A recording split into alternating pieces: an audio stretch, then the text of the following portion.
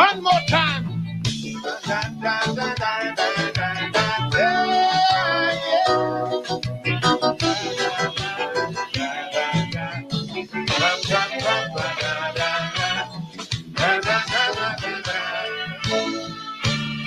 If we have any older folks here, sing the chorus. Education, education, this is the foundation. Our rising population needs sound education to be recognized anywhere you go. You gotta have your certificate to show to enjoy any kind of happiness. Knowledge is the key to success. Children go to school and learn well. Otherwise, later on in life, you will get ready. Without an education in your head, your whole life will be pure misery. You're better off dead. For there is simply no room in this whole wide world for an uneducated little boy or girl. Don't allow idle companions to lead you astray. To earn tomorrow, you got to learn today. Hit it.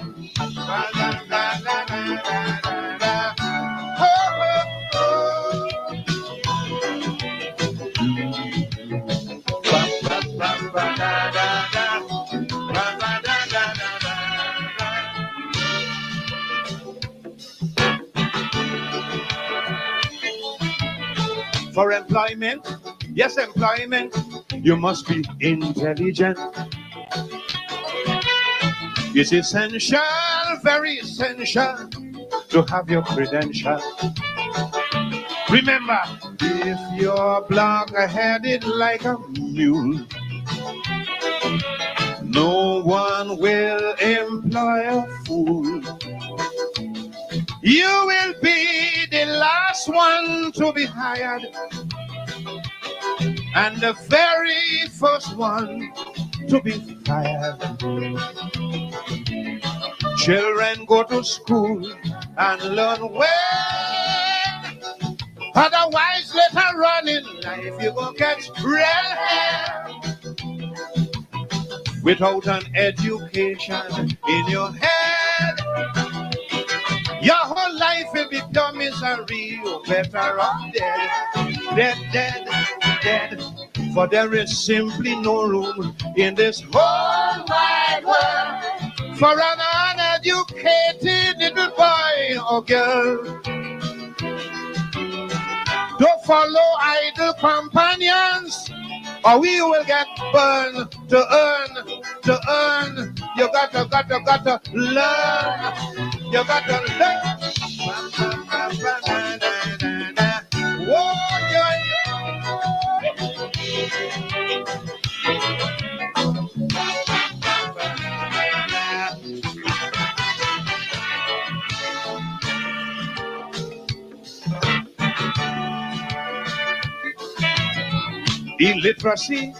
Illiteracy is man's greatest enemy. So it's your duty, yes, your duty, stamp it out completely.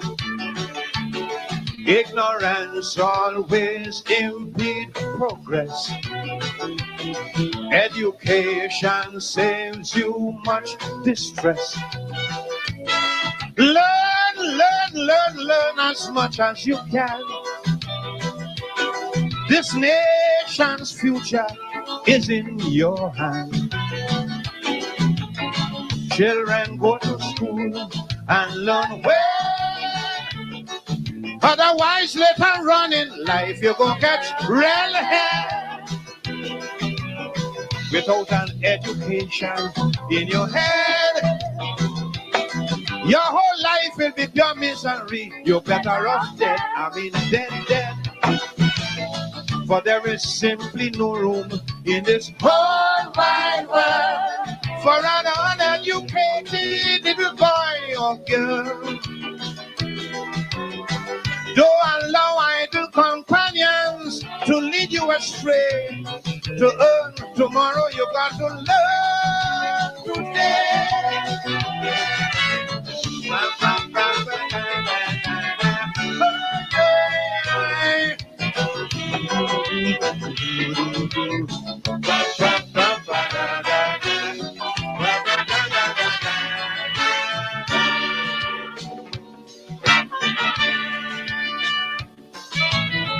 It's a treasure, yes, a treasure beyond any measure.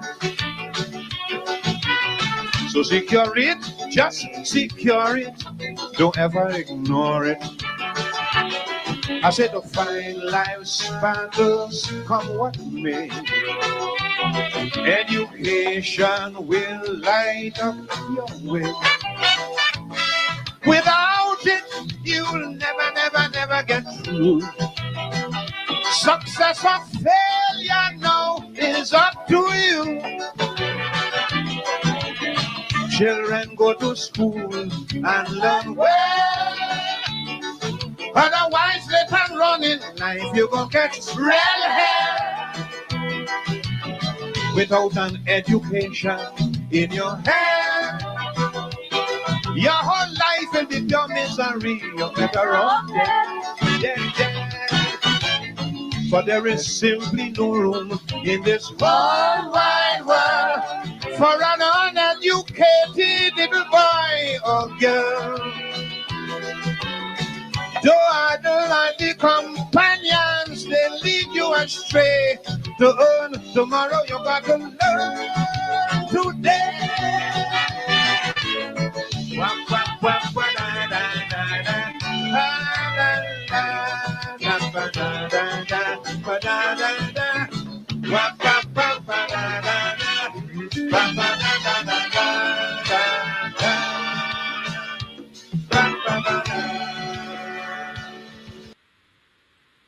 Oh, yes, the master himself, the master himself, the master himself, Slinger Francisco, the mighty sparrow. Yonet, you my drift self. That's the reason we play today. Good evening to you. Good evening to you, all of you who have come out to be with us tonight and to continue this struggle. Whether you are on the east bank of Demerara, Brother Vibert White from Grove.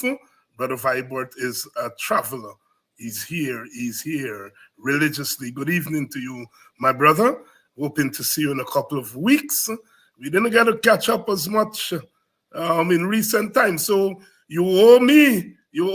But I know you always saying, Dr. Hines, let's take one, let's take two. Good brother. Good evening, Ian. Good evening, Sister Denise. I hope you are back 100%. I know even if it's not 100%, you're out there fighting. I hope you're back 100%. Cherry, Jeffrey, good evening to you, to all of you joining us from Guyana. It's a Friday evening, it's a Friday night. In the old days, Friday night was the night. Friday night was the night when you see, payday, whether you're a sugar worker or a construction worker, it's payday. And Friday night was always the night of the poor. We get to come out on that night and hang out a little bit late than usual. But it's all changed up now. But Friday night is still the night. Good evening. Those of you who are joining us from outside of Guyana, from the diaspora, welcome. We're going to have friends tonight. As usual on the Friday night, it's the night for Dr. Vincent Adams. I tell you what, we started off there with Sparrow, the mighty Sparrow singing Education. And let me tell you something. If it's one thing I learned, well, I learned so much from a UC Guyana. But one of the things that I learned, and all of us who grew up with him, under him, around him, the struggle is not a one-dimensional struggle. And he always made education, whatever we did, we had to teach. We had to teach. All of us, Kedaki, Dion Abrams, myself, some of them who were not known, we did politics, but we had to teach. Whatever Guyana was doing, he would leave Georgetown, come home to Buxton, teach, and then go back to town. Education. And I want to stress that this struggle we are fighting is not a struggle with boots on the ground alone. We want brains. Send those little children to school. Now, the education system and what the government is doing with it, because they are uneducated, according to Yonette, is the other matter. But I'm saying to you all, send those children to school. We are on to a new era, a new tomorrow. That's what we're fighting for. We're not fighting the PPP just to get them out of power. We're fighting for a new tomorrow where our children don't have to run and run and run in the jungles and on the streets. Send those children to school to prepare them for this new paradise that we are fighting for. We don't want the freedom to come, the paradise to come, and our children are not ready. Send those children to school. Education. You all know what education has done for all of us. All of us. Whether we are civil servants or we're nurses or mechanics or we're in the army or sugar workers, we know what education has done for us. And I can tell you, one of the things that the PPP is running scared about is that in this struggle for a free Guyana, on the opposition side,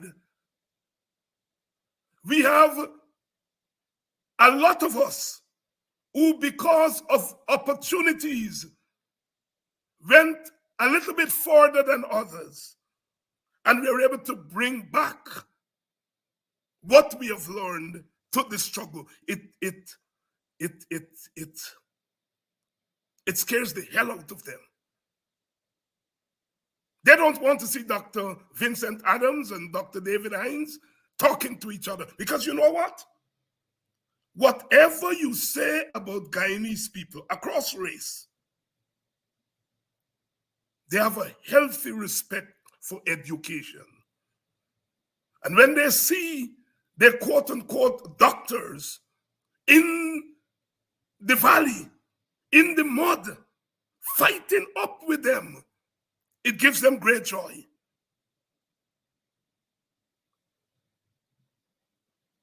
That when we come on a Friday night to speak about our common problems, Dr. Vince Adams, he's an accomplished engineer. He could be at some fancy club with his big shot, educated friends, drinking the best whiskey and all of that. But no, he's here tonight to ground with us, to ground with his brothers and his sisters. And as he always says, he's still a Christianburg boy from Wisma. That is what is beating the hell out of them. Because our struggle is not a perfect struggle.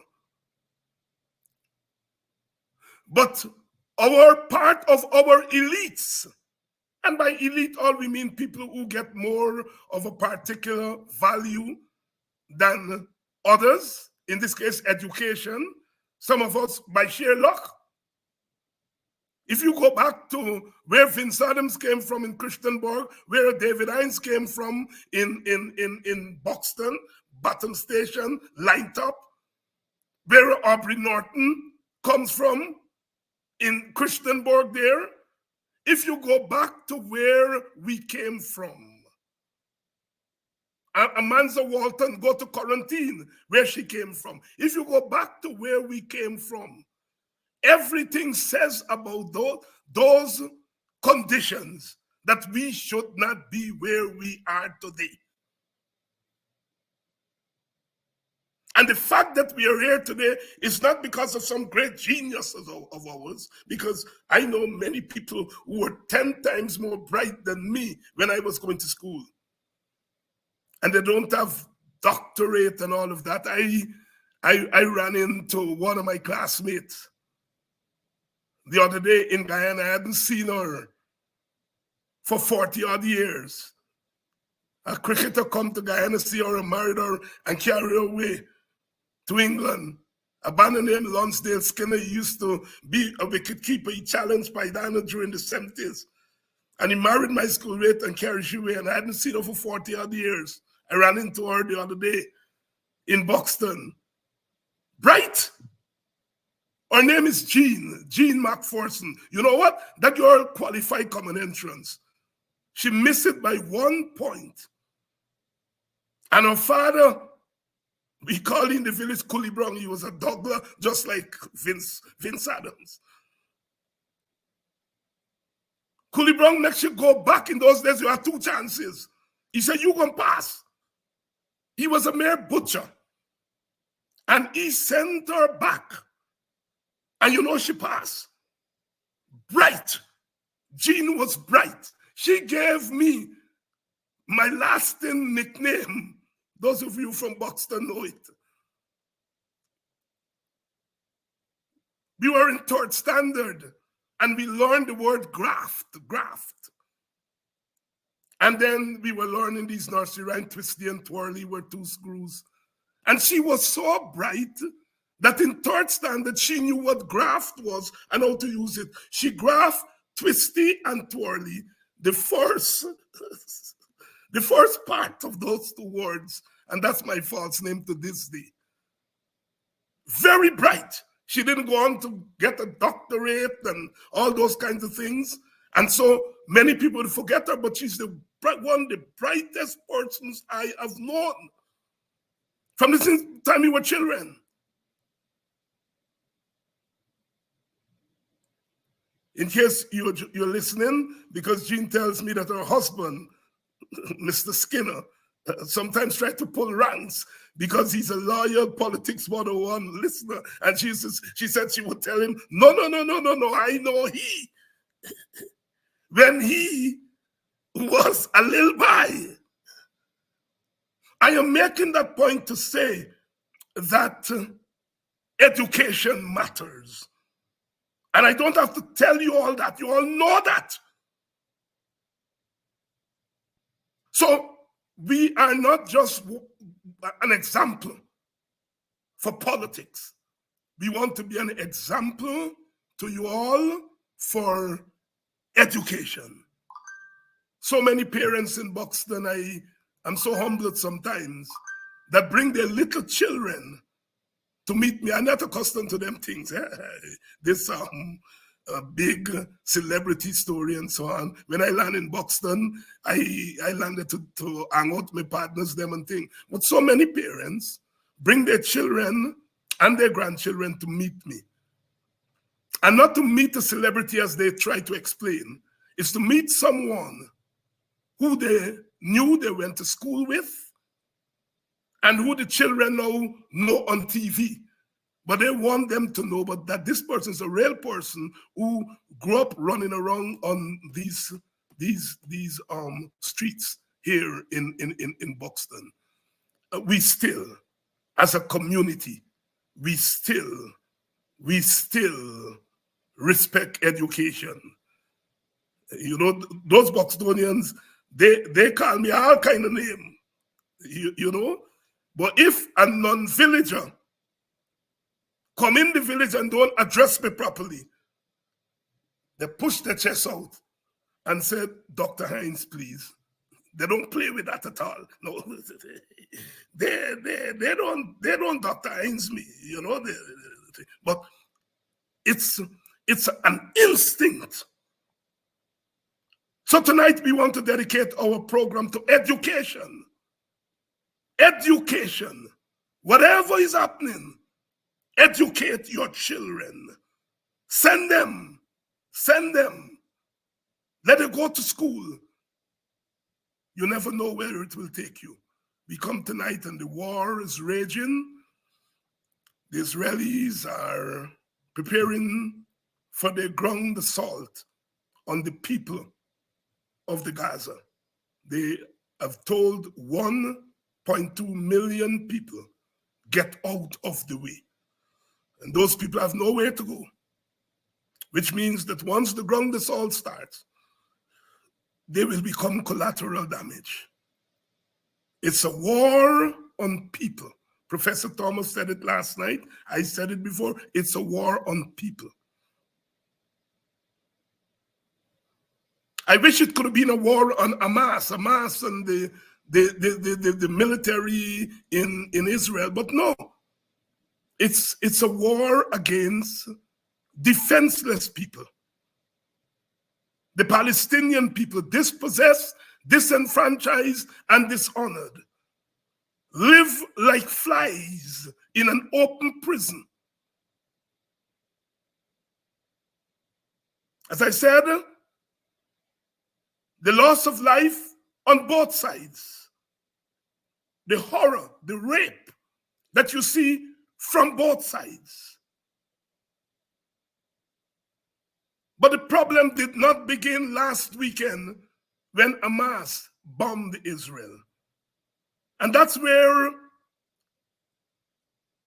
they, including some of us, have begun the problem. No, the problem goes further back. You do not put human beings to live in the horror that the people in the Gaza Strip and the West Bank have to live, and expect them to say, thank you, God, for allowing us to live in squalor. That's not how the human spirit operates. And I draw attention to Guyana. Don't let us get to that point. Ours is an ethnic problem too. Don't let us get to that point. The horror of Mocha Arcadia, the horror of Hillfoot, the horror at Golden Grove, the horror at Dartmouth, the horror every day of this teacher who earns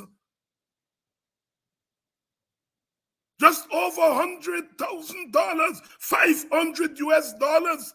That teacher takes home, a trained teacher. The horror of that. We are Gaza too. African Guyanese and poor people of all races, we are Gaza too. And if you Gaza people, after a time, they will find a way out of Gaza.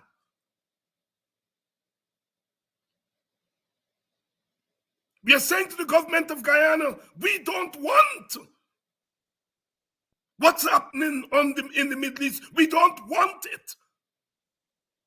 And that is why every time, every day, we are drawing attention.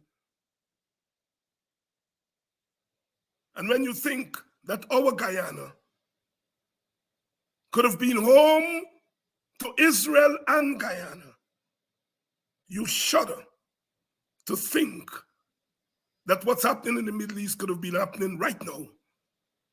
The Gaza Strip could have been the coastal strip of Guyana where we live.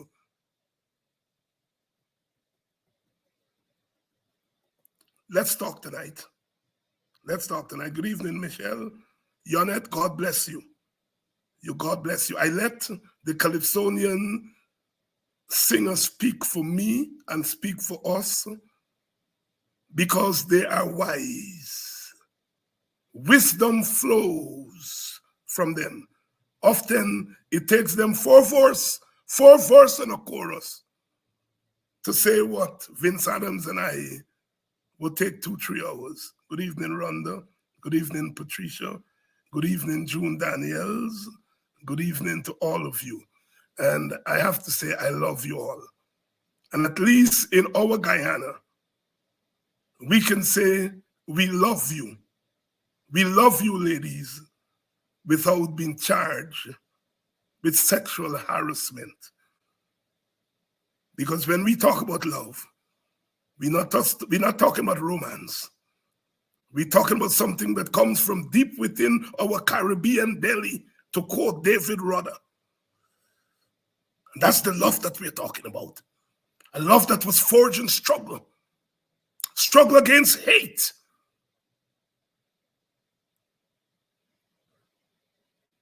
We are what we are, and that's the way it's going to be. Good evening, Dr. Vincent Adams, the man from Christiansburg, Wismar. That was before it was Linden. You had Wismar and Mackenzie, and you are from Christiansburg. You never allow us to forget that. As you look at Gaza and what's happening there, and you think about your own cramped existence in those hills there in Christiansburg, what goes through your mind as you look at what's happening there in the Middle East? Good night, Dr. Hines. I'm sitting here and I could just listen to you all night long. You always touch my get to my soul with your conversation there. But welcome to our great listeners. What goes through my mind, and we obviously, I like to say the alleys of Christiansburg, which is a big distinction. The alleys of Christiansburg. So it's not only alleys, but it's hills and valleys too. There's a place called the Valley, in that area, which is one of the like the alleys, just like the alleys, people regard it as the big slum area. But it really it has gotten to a point now when I look what's happening in the Middle East, I can't even look at the television anymore. Yes. with the news. I mean, my wife, and we were sitting there even up to this morning, and I just couldn't take it anymore. I had just had to get up and leave. How could people's heart be so? I mean, the politics is one thing. We've got politicians all over the world, but human beings are human beings. That's what ought our love for human beings, that human soul, should come first before anything. It should be first and foremost in our decisions, regardless of what decision we make.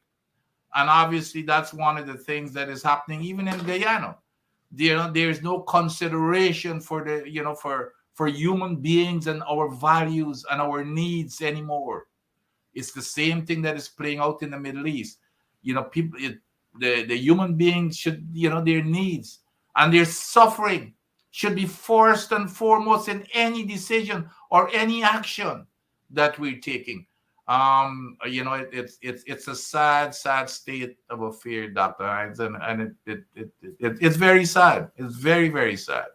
It's so it's so frustrating when you're helpless. Yes. You can't do anything. We can sit here and talk and cry and moan, and you still see thousands of our brothers and sisters, people, especially when you can relate to people who come from where they come from.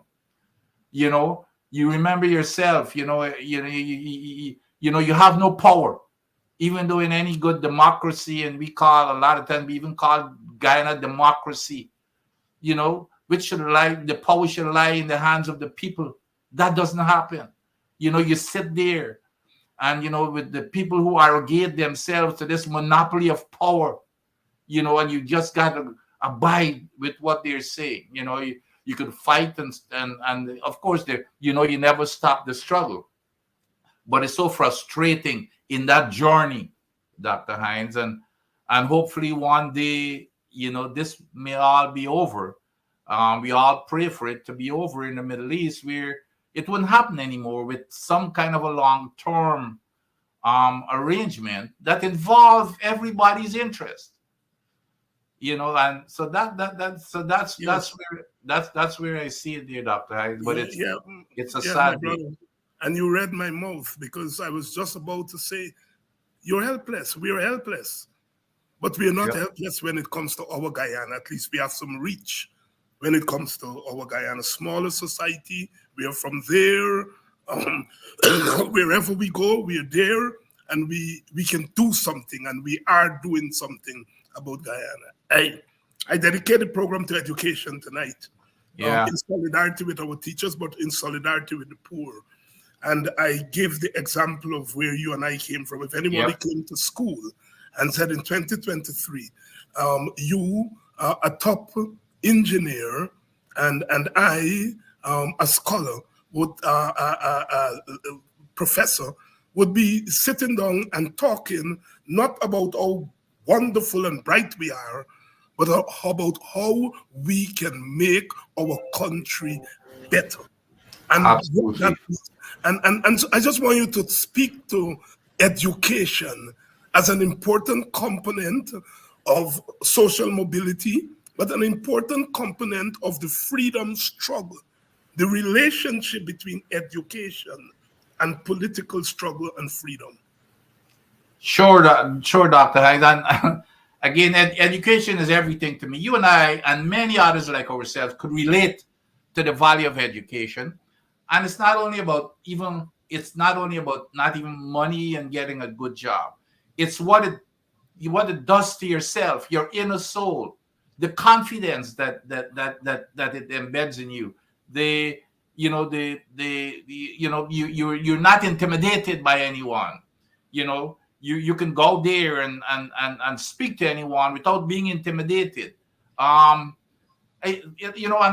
education. My mother, for example, and so you can see the contrast. My mother couldn't read or write, and I can, like I said, growing up in the alleys of Christian Morgan, and I think on your show I talked about, Hector Paris, who you know very Yes, well, yes, who benched me in front of the whole class, in front of the whole school, for bringing third place when I was only 11 years old, bring third place in class.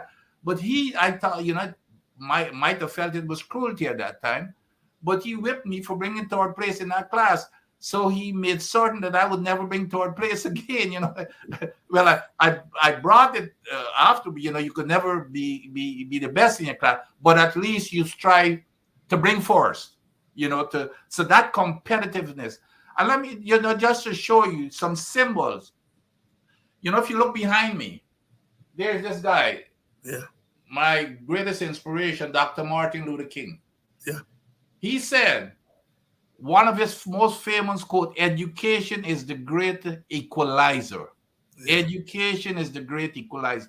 And this is, I'm glad you touched on this theme. The next picture, this is where I was taking the oath of office, I was swearing in at the highest level of the United States government, the civilian equivalent to the generals that run the United States government.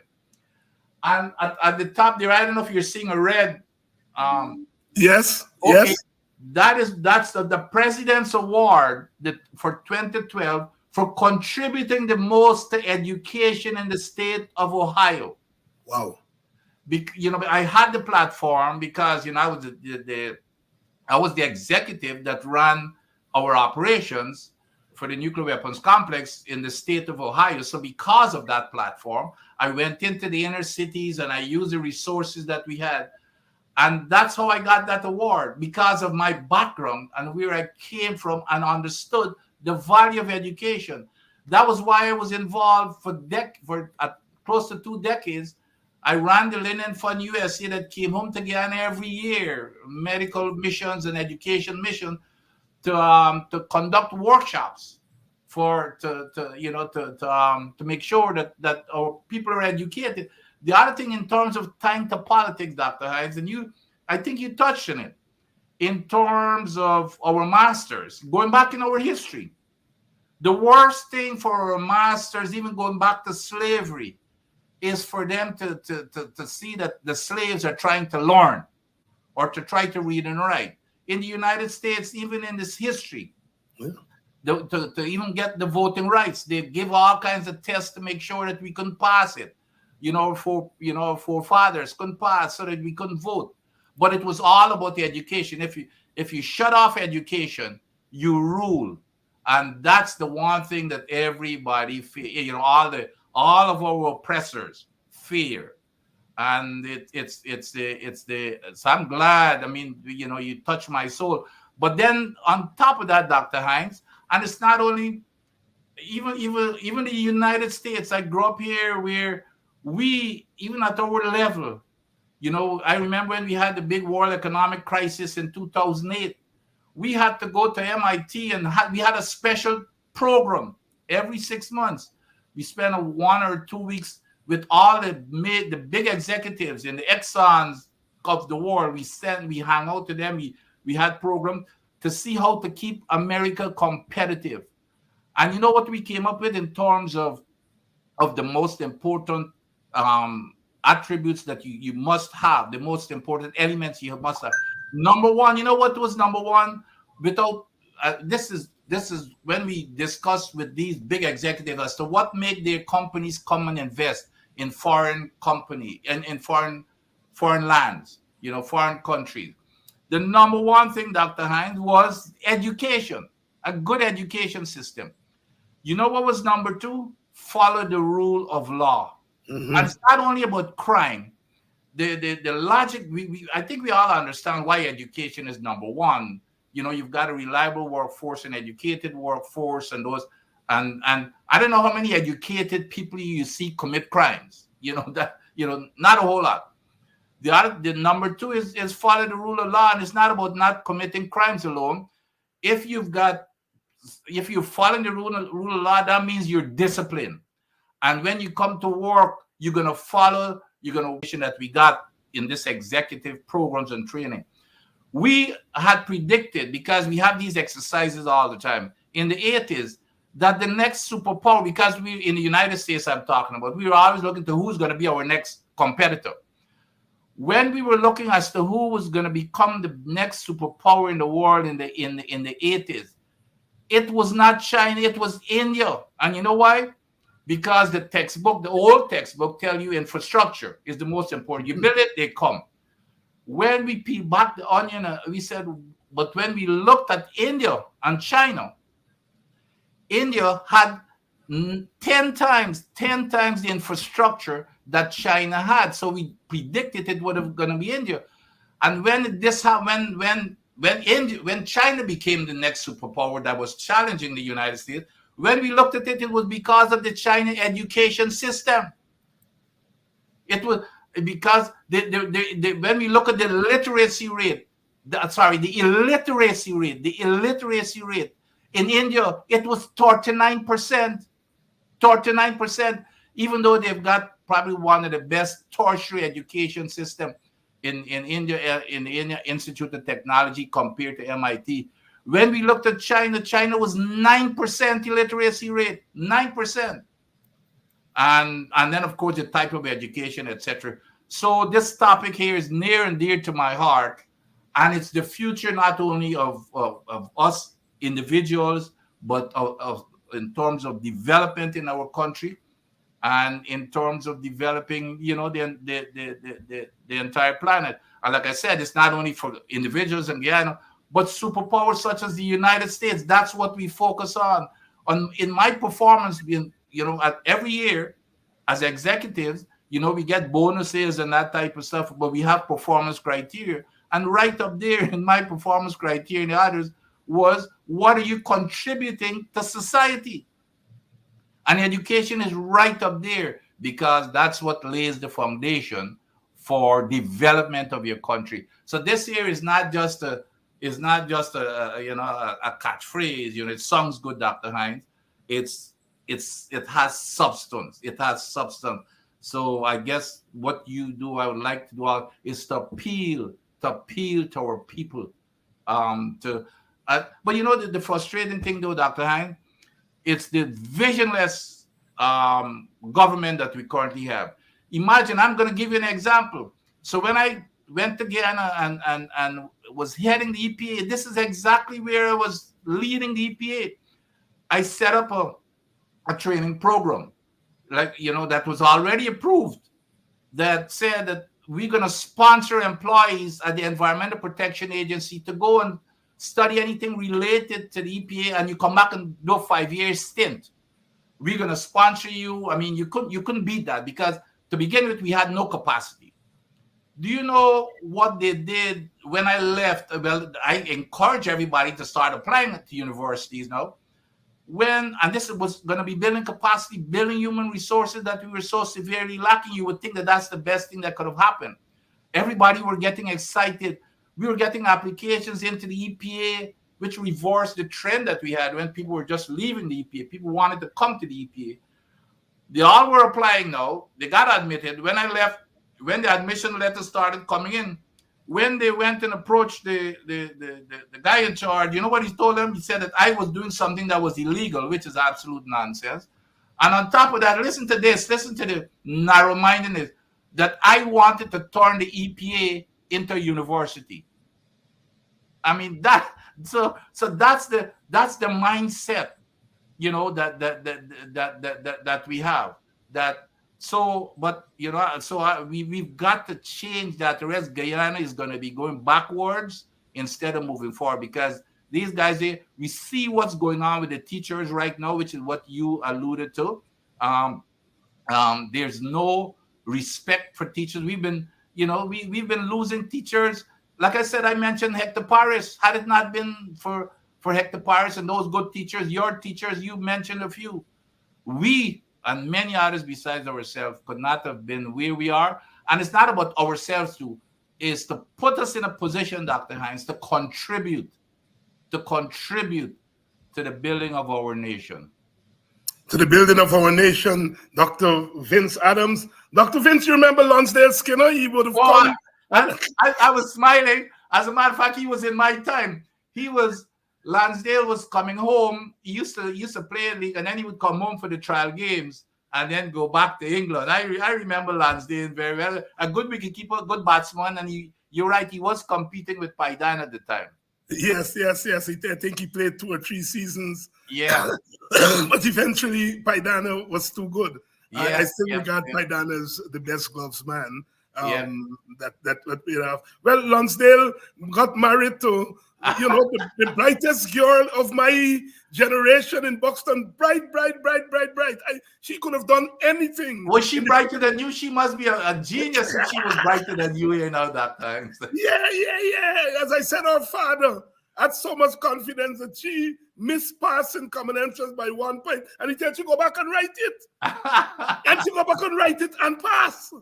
I mean, she was just a genius. And I say that because people may look at people like you and I and think that we were just fell from the air, from the sky. Yeah. No. There were others, because especially the women who had to start raising families and so on. Some of the men, I remember Michael Licorice. I can call that name. He had to leave school at 2nd standard because his father died. And he had to go walk in the back down. Bright chap. Yes. So I just want to say to us, keep on that education thing. When the Christians say, when all else fails, that is your God. That is your God on absolutely education. The great equalizer. Yes. And I cannot leave without mentioning, because this is something that even going back to the last election that I was driving, that we must have free education, must be reinstated, Dr. Hinds. Free education from kindergarten right through university. Yeah. It was this administration who removed it. The great Forrest Burnham had that vision. I could not have afforded to go to university had it not been for that free education opportunity, Dr. And many of those, as a matter of fact, many of those who's in this current administration and in both parties, many of those got their education because of this government giving them that free education. And for this government to go and reverse it, you know how many people at the UG and that was one of the things that the Linden Fund used to be helping out, cannot even go to university because they cannot afford it. They cannot afford it. It's not that they don't have the brains for it, but they don't have the means. Like my motto used to always be when I was heading of the Linden Fund, no child or no person should be denied an education because of lack of means. None. To me, it's a sin to deny anyone the right to an education because of lack of means. And that's the one thing, if nothing else, that has to be reinstated in Guyana's governance. And good evening to all of you who are joining us tonight. We are talking about education. We're talking about education and struggle. Good evening to Jean McPherson Skinner, if you are tonight. Good evening to you, Mr. Lonsdale Skinner, if you all are joining us from England. And good evening to all of you out there in England, United Kingdom, Great Britain, whatever you all call it. It's the same all three, as we would say in Guyana. Good evening to you. And talking about geniuses of my time, I like to say good evening to Mr. Brian Moses, another mathematical genius of my time. That boy, even as a little boy, could do anything with mathematics in those days. And he's out there in Canada. And good evening to Mr. John Cromwell, who is also a regular listener. Vince, the boy John Cromwell. When we were little to standard fourth, when the boy opened me mouth, you would see the word Lancer coming up. And he was just a little boy, you know. The rest of us would be, yes, brother, you see, yes, brother, you see. John, as a little teenager, would be asking brother, you see questions. Yeah. You know, I mean, there were, and that's why I keep saying that we have laid a platform for the future of this country, in that we have brought Guyana to where it is now because we invested in education. And so for the generation that is coming, we have to make a bigger investment in education, because we're going to create a couple of business people and they're going to get rich. But it would be a few. What we want is the community to be rich. Yeah. And the richness of a community begins with the mind, the brains, the education. So send them children to school, send them picnic to school. Sadly, Dr. Hinds, sadly, you know, the only education that apparently is being taught in Guyana right now as being set as an example is how to make quick money, regardless of how you make it. And you know, because and those few that people, I guess, you know, the young kids, when they look at that, those few making money, and then they go off and they forget the fundamentals of what an education means. You know, everybody, you know, they want to join the right party. You know, if Critic is going to get a contract, for example, suddenly today, you know, you can't buy a cup of coffee, and then suddenly tomorrow you become a millionaire and a billionaire. Why not go down that path? So that's what we're seeing. That's what the future generation is seeing. How could somebody like a Critic jump from one day when he was poor to another day when he's filthy rich? So that's what we're seeing, and that's the only education that is being taught now to our future kids. Yeah.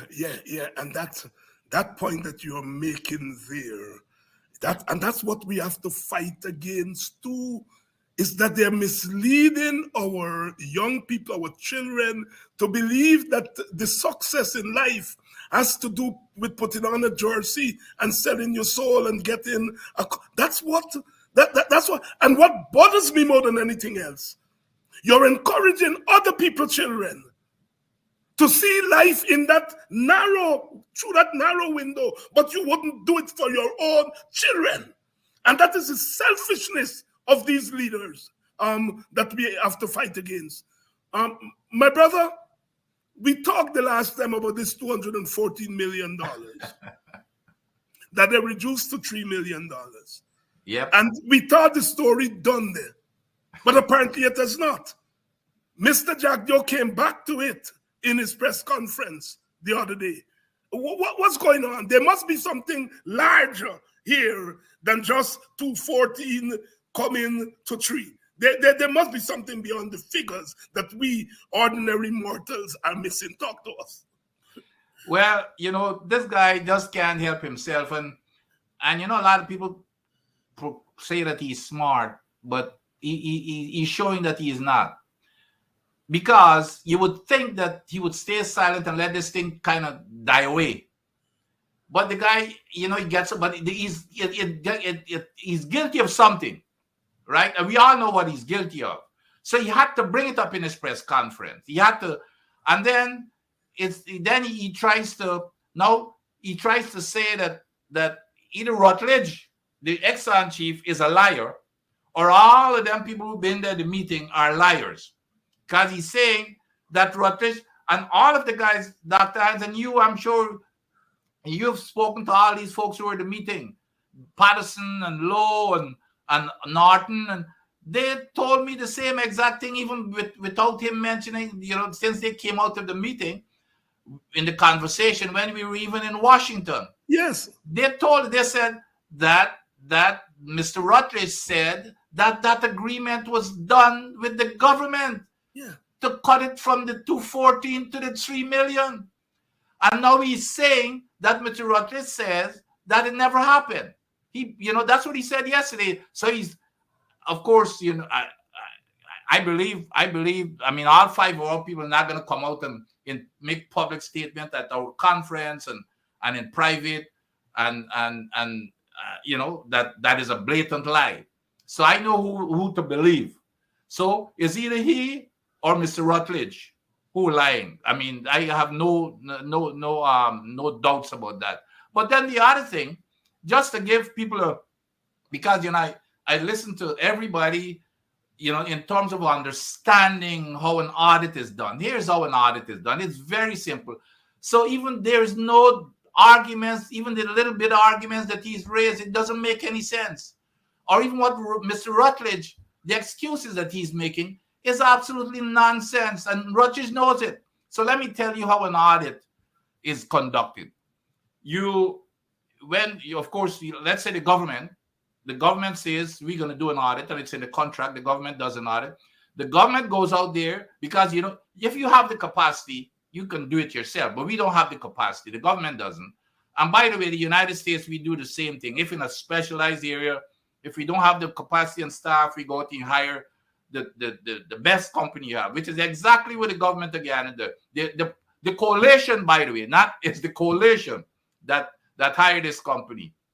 So you hire the company, they come in your first meeting with you call a meeting with the audit team and with Exxon in this specific case, and you say, well, okay, here's the process that we're going to go through, here are the topics we're going to cover. Okay, and you can do it 2 ways. You put a list of the questions and you hand it to them, and then they assign specific persons to cover each of these topics. Or what they would say is, okay, when you send the questions, we're gonna, you give a coordinate. There's always a coordinator on both sides. So when you send the question, they assign a specialist in each area. They don't want to talk to everybody and have a meeting. It's a waste of time. So everybody go off in their little corners and, back and forth for a few months or how, depending on the audit. And that is when all of the information is exchanged. If the auditor says here, I need document A, that specialist who knows everything about that document A better than anybody, that specialist is supposed to go get that document, the letters, the correspondence. So all of this stuff here. So when the audit is over and that report is written by that audit team, that is the final report. You only call it an audit, and you give the company, such an Exxon, an opportunity to change words or inaccuracies. It's not to say, well, you didn't submit this document. You had your opportunity. You can't come now and say, well, we didn't have time to submit documents. You had all of the time in the world. You can't tell me that You had months to submit a document, and now you're telling me a big company like Exxon, you don't have the documents ready. But so what the IHS did was exactly the way you write your report, and all you do, you finesse the language. You send it to them. You say, well, okay, let's use a little less harsh language. Say, rather than say that you forged something, say that where it's not, it wasn't, we couldn't find it. So that's the kind of thing that you don't change the numbers anymore. The two, like I said, in each area, the two specialists from both sides, you were communicating every day, and the audit is asking for information, you submit it. So when that report is put together, it's done. It's just editing and doing all this kind of stuff. So when it was submitted now to Exxon, and then of course the government, of course that's when the confusion started. Hearing all these excuses, we didn't have time, and then it went from 2014. There should be no negotiations about numbers after that report is submitted. You had your opportunity. So that's how an audit is conducted. So all this hoopla, Exxon could not do that in the United States, Dr. Hines. I'm telling you, they couldn't do that. When we submit the report and tell them this is it, you had your opportunity, it's over. It's over, done. If you want to go to court and say that it was a wrong, so be it. Let's go to court. But we ain't going to change nothing from 2014 to 3, and then you hear all these shenanigans. That's BS. And people ought to judge this government for what it is and for what has happened here. And for what has happened there. And talking about evidence and data, we saw the evidence of the government bulldozing people's homes in Mocha, in Hillfoot, in Linden, in front of the hospital. And now they're going further with the dishonoring of people. They're not just bulldozing their homes, they're now bulldozing burial grounds. Yep. You see? People, you all see? And that is all part of the dishonoring. You all know that Black people and Indian people don't play with the dead. They don't play with the dead at all. You see, you go in Indian areas, you see how they decorate the burial ground and so on. And Black people, they may not decorate it the same way, but they have this elaborate, the wake, the 9-night, the 40-night, the this, the that. You see, we don't play with we dead in Guyana. And these chaps are now bulldozing grave sites. Doctor, you are the doctor. Talk to us. I'm telling you, I hate to say this, Dr. Hines, and to the loyal Guyanese, and we ought to pause when we talk about Guyana being a democracy. Guyana is no longer a democracy in the true sense. We know that a democracy, the pillars of democracy are, we've said this over and over. Obviously, the power has to lie in the hands of the people. That's not happening in Guyana. Strong institutions, over and over again, that is not happening. Even with this audit and with the EPA and everything else, with the lawsuit and everything else that is going on. And of course, following the rule of law and human rights, including the right to free expression. And we know the vindictiveness of that people are suffering. Why? So now they've got to compromise themselves. I know of a lot of technical people in Guyana who are compromising, what they do and say because of the fear of intimidation. Tearing down those homes. For example, where is that human rights? Tearing down the homes in Mocha and Linden and Hillfoot and all of it. And now you're absolutely. I could not believe my eyes, Dr. Hines, to see that it's gotten so egregious and barefaced and brazen that they're gonna go tear down the dead. Such something that is so sacred in Region 5.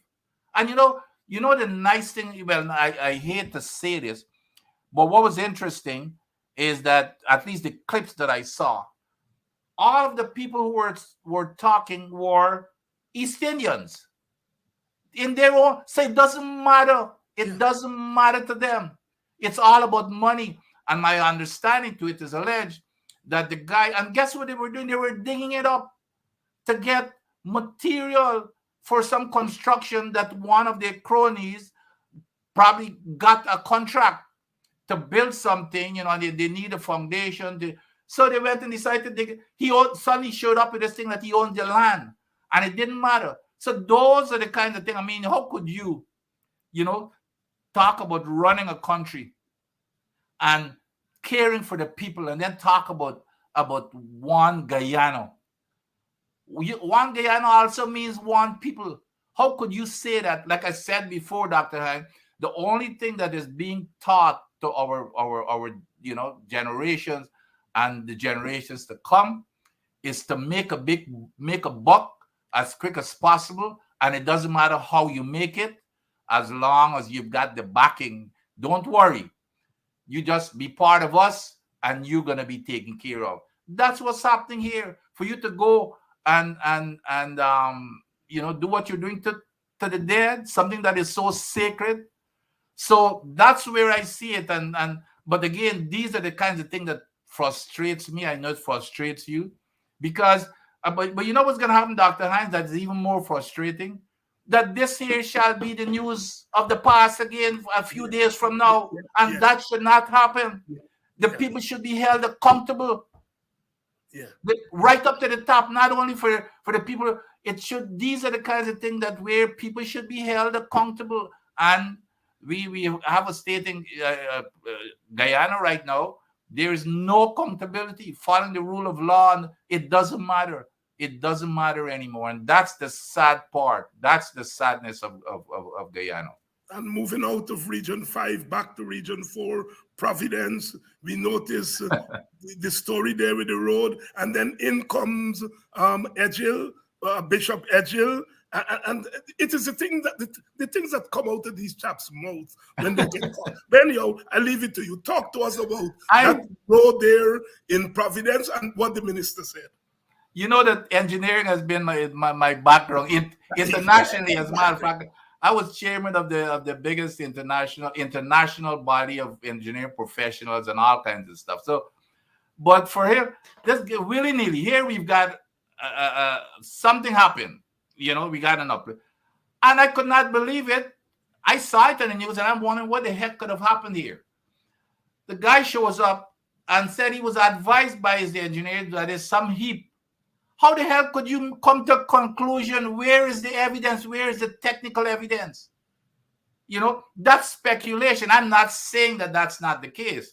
But the first thing as an engineer, a civil engineer would do, well, okay, if you're saying that something is in the subsurface below the ground, you got to go dig, you got to go drill a hole or holes to see, if it actually is from between the heap, what's taking place between that heap and the road. What is the connection? The only way you're going to know what that connection is by drilling holes. How do we know? Because when I look at the video, there are houses all over the place. How do we know now that if they're claiming that it's this heap, then if that's the case, how do we know that it's not going to impact those homes and everything else that is around? But that's the incompetence that we see. Just you know what? There's a pile out there. It must be. That's not how structures or geotechnical structures work, Dr. Hein. Now, I'm not saying that that's not the case, but I, as an engineer, would never go there and say it as if I'm 100% confident. Yes. I could go there and say, well, you know something? You know what? We're believing that this may be the case. However, we're going to run. In the meantime, we're going to conduct emergency, whatever it is, to take care of it. But in the meantime, we're going to be doing the drill analysis and everything to really come up as to what exactly is happening. You cannot know what's below the subsurface unless you go there and do testing. For you to just come, you don't see what happens below the ground, and geotechnical stuff is part of my forte. You always have to go drill.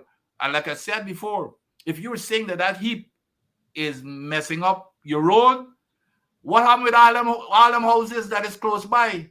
Yeah. Are they gonna? If you were saying that that's the case, then they should also be worried. Why is it not impacting them? We should understand the phenomena, what is there, but you don't just pull it out of the air and say that that's the issue. So that's what I've got a problem with. It's not. It's just speculation, and you do not. Engineering and science is not about speculation. That's the one thing. As a lawyer, you can go and finesse and spin things. You don't spin engineering and math and science. You don't spin it. 1 and 1 always make 2. Okay, so you can't spin those. Science is science. There's no spinning of it. And so it was kind of amusing, to be honest, watching him on television. Yeah. Politician just decide that he knows all, and it's part of the domination instinct that is quite abroad there in the PPP. What do you make about all these questionable contracts? As the Trinidadians will say, all this bacchanal around contracts, from the awarding of contracts to friends and family to people who are given contracts with no expertise. My understanding is that if you want to be a contractor, you can't stop anybody from being a contractor. But when you put in your bid, you have to show, if it has to do with engineering, you have to put in your bid who's the engineer. You have to satisfy the people that you have the requisite skills to do the work, or you don't get the bid. So anybody could be a bidder. But do you have the equipment? Do you have the technicals? Am I wrong? Absolutely not. And again, when I was at the EPA, NPTAB, you talk about a rigorous entity that you had to go through. I was a federal agency, and even I sometimes used to think that it's an overkill what they used to be doing. But apparently that's not there anymore. It's not there anymore. And the way that you that I was implementing at the EPA also, which is what I was used to doing in the United States, to disconnect all the politics and biasness. What we had for every single contract, what you would establish is a board, a selection board. And that selection board, Dr. Hinds, would be anonymous. Nobody knows who's on that selection board. And anybody who's caught revealing any information to the public or anything as to who's on that board, they could be fired or prosecuted. And on top of that, besides that anonymous selection board, you had what is called an independent estimating committee with highly technical folks. So, for example, if you have a contract for a bridge, you get the best minds you can find within the agency, or if you got to go get a consultant, that's fine too. You put them together, and even before you award that contract, or you do your own independent government estimate. We call it an IGE, independent government estimate from that group. So they say, well, okay, here's the scope of work. Here is going to cost $100 million. So we keep that in our back pockets. The bidders doesn't know what they're bidding on. So when they bring in their bid now, then you can compare that. Because what happens is this group, the selection group that is anonymous, they take it in and they rank all of the bidders with cost. Number one, here's the cost, etc., etc. But they don't know what our independent government estimate is. So they would send back that ranking to us with the reasons for the ranking, with the criteria. They've got to look, of course, to the criteria. They send that back to us, and then we compare those numbers and reasons with the independent government estimate. And let's say we say the independent government estimate says $100 million. There might be a contractor who bids $50 million. and if it doesn't meet what the standard that we requested, we throw that out. Or if somebody bids 200 million, it doesn't meet it, we throw it out. And then there's some contractor who may even get innovative and may come up with something that we had not even thought of. And then we take that into consideration now, and then we make a recommendation back to the selection committee. So everything is, it's very compartmentalized. There's no interference. Like I, for example, even I as the government official who's in charge of all this project, I cannot even have conversation unless they call me. I cannot have conversation with that independent government, not with independent, with the selection team. They're totally insulated and isolated in some cases. And nobody knows who they are. You cannot, under no circumstance, reveal who those people are. So that's the way that we did it. And I want to go back to Guyana. In PTAB, it was almost, they operated that way. I think they even went to the extreme where it was so rigorous under, what's the name of the guy who ran it? I can't remember, under the coalition. But anyway, they were, they in principle, but now it's a free-for-all. I mean, this is all part of exactly where we, everything that we've spoken of before. It's about who, the way we go back to education, again, the link to education. Education doesn't matter to the kids. It's corrupt practices. It's taking the shortcut to everything to make a buck. That's what it is. You're not following processes. You're not following the rule of law. All of those type of structures, institutional structures, it has been torn down. And that's what's happening here. That's what's happening there. Dr. Vincent Adams, I want to thank you again on a Friday night for not for deciding to come on here and to share with us, to ground with us, rather than going with your science buddies to draw and at the country club and think you're here doing the people's work and giving back to Christianburg and by extension to Guyana and to humanity. Our brimful thanks to you. Hey, I used to, I don't, not that I don't appreciate it or enjoy it, but I'm sure you feel the same way. I enjoy going back to my roots, hanging out to the street corner. Like when I was in Guyana, I mean, them corner shops used to attract me. As a matter of fact, I had a place, Dr. Hinds. Anytime I go up the East Coast, I had to stop. There's a shop in front of Buxton. A shop right to I used to have to get my cocoa rice. Oh, you're talking about Iman. I had to stop and get my cocoa rice and hang out there for a little while drinking my beer, but I had to stop there. that was one of my, but I used to love those type of, I mean, that's where you feel at home. When I go to Linden, I go with my friends in the alleys, and we even had a place in Linden we call the Parliament. Yes, I know the Parliament well. That's right. That's right. I know the Parliament well. Yes. That's Dennis right. Booker, he stopped by you there, by your cousin Iman. Look, let me take it back. Because Iman dead and gone long now, and his wife, Dawn, still run the thing. Dawn, don't cuss me and say, it's Iman business. It's you business, and you cook up that Dr. Adams talking about. That's right. So let me take back Iman. Dawn, I don't want your business. So when they carry my name, I hope they tell you I correct myself and say it's Dawn Shop and Dawn Cook Up. That's right. Don, if I don't visit Don Cook Up place, Dr. Adams, and I'm in the country for 3-4 weeks, when Don see me, if she see me at the funeral, she said, Dr. Hinds, you flew in just in time for this funeral. What she mean is that today in the country land, and you don't come at me shop. So Don, I beg pardon, is you shop and you cook up, Dr. Adams talking about. That's right. And I had my very good friend and partner who came from Buxton, and he came to Christianburg and grew up with me. my next door neighbor, you know him, Dr. Butts. Yeah. So since me and Yeah.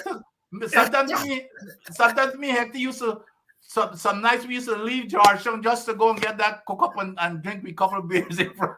Hector is a movement man. Used to be at the Ministry of Finance there. That's right. I haven't seen him in a couple of years.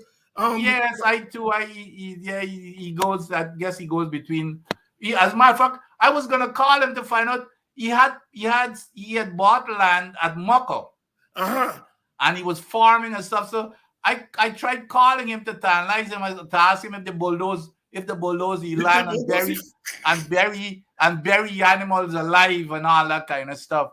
But if you find him, give him my regard. Quite a chap, man. Definitely. Enjoys the party, enjoys the sport, man. Oh, absolutely. When you go karaoke, he was karaoke king. Yeah. Oh boy. Dr. Vince Adam, thank you very much. And I'll see you next week. God. Definitely. Dear life. Thank you much. And for all of you, thanks very much for staying with us another week, allowing us to come into your homes, your minds, your hearts, and to bring you along with our common struggle. Our struggle is not just for naked politics, but our struggle is for humanity. We go into the weekend as the people of Gaza brace for the onslaught that has been telegraphed. We continue to stand with them as we stand with the people of Israel, the innocent people of Israel who have suffered because of the blunders of their leaders on both sides.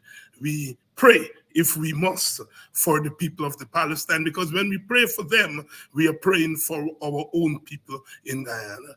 And we are saying our interest in what's happening there in Gaza. Our interest in what's happening in Gaza is not just our solidarity with the people of Gaza, with the Palestinians, and with the unsuspecting, innocent Israelis, but also solidarity with ourselves, our country. The conflict in our country is not far away from what it is in the Middle East, in Gaza, in the Palestine. And we don't want to get there, and that is why we are raising our voices every day, every night, and to say to an uncaring government, stop, we are human beings, stop, do not ghettoize us, do not Gazaize us, do not apartheid us. And every time we raise our voices, they tell us, bring the data. I suppose that's what they're going to tell the people of Gaza. 1.2 million people has to get out of the way. Are we going to ask them, what is the data? The evidence is clear. The evidence is clear. The evidence is clear. So it's going to be a weekend that we must keep watch for the sake of humanity. For the sake of humanity. We are not there at the theater of war. But the theater of war is ever present in our consciousness. As Sister Sandra, singing Sandra said, the war will go on because in the end, nobody wins a war. You do not settle questions of human rights by war. You do not settle questions about people's humanity with war. At the end of the day, we of all the species, we are blessed with faculties. We are blessed with the ability to reason. And it is those faculties that we must bring to bear on our problems. And that is why tonight we talked about education. We talked about education. Because when you throw education through the window and you replace it with greed, then you're going to walk down the road of perpetual war. And war ultimately is not war against tanks and war against bombs. It's war against people. Because people are the victims. I grew up as a little boy with Jimmy Cliff singing a reggae song called Vietnam. And it's etched in my memory. A mother getting a call to say, your son is dead. Jimmy Cliff, Vietnam, ringing in my ears tonight, bombarding my mind, my head. The soldiers, they never start the war, but they're victims. We pray for humanity. We pray for the Palestinians. We pray for the innocent, unsuspecting Israelis. And we pray for our Guyana, that we do not walk that road, that somebody, something will trigger in the minds of those who hold on to power. As we say in Guyana, one day, Congoti. One day, Congoti. Our tomorrow must not be a Gaza tomorrow.